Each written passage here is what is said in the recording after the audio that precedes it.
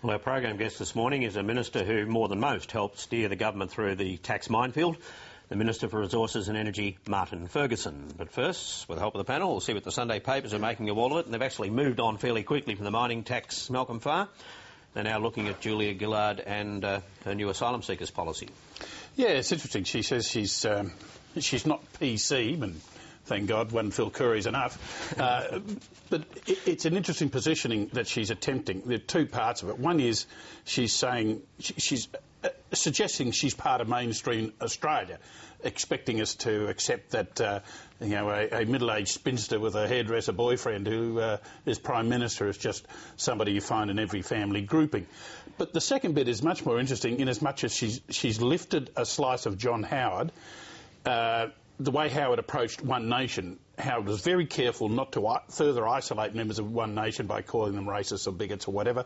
Julia Gillard is doing the same to people who are concerned about asylum seekers. She's empathising with them. She's saying absolutely they're not racist, they're not awful people, they are people with legitimate concerns, and that's a real change of pace, changes of address, and as I say, a real reminder of John Howardism. Well, let's hear what she had to say yesterday on this, and what she's saying is that she's promising more than mere slogans. Now, I'm not going to offer a slogan, and I'm going to say to people, this is a complex problem. There is no simple fix. Anybody who pretends to you that a slogan and a bit of chest beating is going to fix it simply isn't telling the truth. But what I have to say will be truthful, and it will be about effective measures, not chest beating. Andrew, effective measures. What would she have in mind?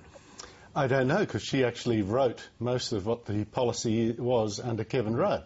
And as a result, suddenly, within weeks of it being announced, the boat people arrivals started to go through the roof, so that as we speak, there are now more people under detention under the Gillard government than there ever were under John Howard. So what she will do, I mean, it will require a huge rowback. I don't know that she will go that far. It'll have to be a trust me kind of thing, because the results we won't see until after the election. Presumably she'll extend the ban on processing Afghans. The Sri Lankans are the first up. On July 8th the decision has to be made, so one would presume that freeze would continue. But what difference does that make, essentially, when they're still coming thinking this is only temporary until after until the election? And secondly, we just had a boat a few weeks ago come in with Vietnamese boat people on board, 35 years after the fall of Saigon. I mean, it's got out beyond Sri Lankans and Afghans. But Phil, how fine a line does she need to walk here? Because clearly she's getting messages from her own marginal members and backbenchers saying that they're worried about the issue. They'd like her to sort of lurch to the right. Yeah. And there are others who I think appreciate a lot of party members would be disappointed with that.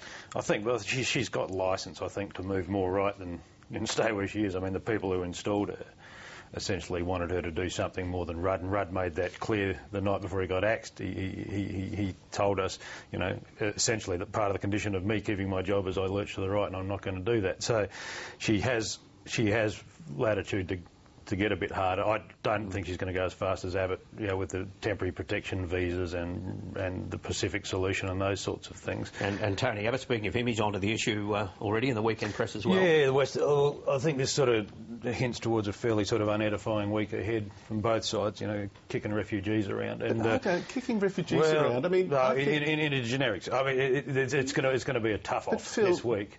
And, Abbott's obviously conscious that Gillard has the microphone. She's flagged that, she's building up to something this week, and Abbott says, "Hey, hold on, don't forget about me. I was into this first." And he's told the West Australian newspaper that, where it's particularly an issue over in WA, that WA won't be a dumping ground, quote, end quote. So, I don't know where there's no sort of proposal what he's going to do. See, Andrew, I understand the point you want to make here, but when and this was in Tony Abbott's definition, but it's the newspaper's definition, talking about Western Australia as a dumping ground. In other words, a definition of a place where asylum seekers end up is a dumping ground. That's the kind of unedifying like nuclear waste language that you get. I think Julia Gillard, and I know I had a whack at her a few months ago when she said, "What people dying at sea?" She's now picked up what is compassionate about the kind policies that she helped Kevin Rudd introduce July 2008 that have since lured up to 170 people to their deaths at sea. And we now have more people in detention than under John Howard. I'm just struggling to understand why that is compassionate, and I thought it was very interesting that Julia Gillard now says herself, what is compassion about policies that lead to these outcomes? If you find somewhere else to put them, that's another dumping ground. So the whole... It's all been framed as if, let's dump these creatures. They're just too much of a mess. I'm not framing dumping. That's awful. No, I don't know who said dumping. We're not always talking about you, Andrew. This is the quote that was used in the newspaper that we were discussing You really must before. get over this thing, Malcolm, No. address the issues. I'm saying... We're talking about the use of the word dumping. Dumping. 170 people That's what we were dead. talking about, dumping. 170 people dead. I don't think you can defend policies that lead to that outcome. No. But it's the language of the debate that's unedified. I mean, when you see the topic... let's worry about the language. People dying at sea. Let's not worry about that. Let's worry about how we project. Whether they should be here or not, they are human beings. I mean, you can just sort of... Let's be a bit civil about it, shall we? All right, let's move on now to another piece this morning. A lot of space given in the Sydney media to the battle of the celebrities in Bennelong, Andrew. Well, I think it's very interesting. Maxine McHugh, I think, is in real strife, and I think she put herself into even deeper strife this morning with coming out in the papers having a whack at the faction heavies that dumped Julia Gillard and making a fuss about the fact... dumped Kevin Rudd, making a fuss about the fact she's still loyal to Kevin Rudd. They're brutes. They're brutes. Describe them as brutes. Brutish people. Right, and this coincides perfectly with the Liberal Party releasing their latest attack ads, attacking the same people. So she's on the side of the Liberal Party attacking faction heavies that installed Julia Gillard. I just think it's such a bad look. And she went on to say that she wants to be a minister in the next government. What sort of a job application was that, Malcolm? It's not too good. Look, there are 4 parliamentary secretaries up for a chance. They happen to be Bibb and Shorten. And there's grumpy Gary Gray, who's probably smiling a bit more now after the mining deal, and Maxine McHugh.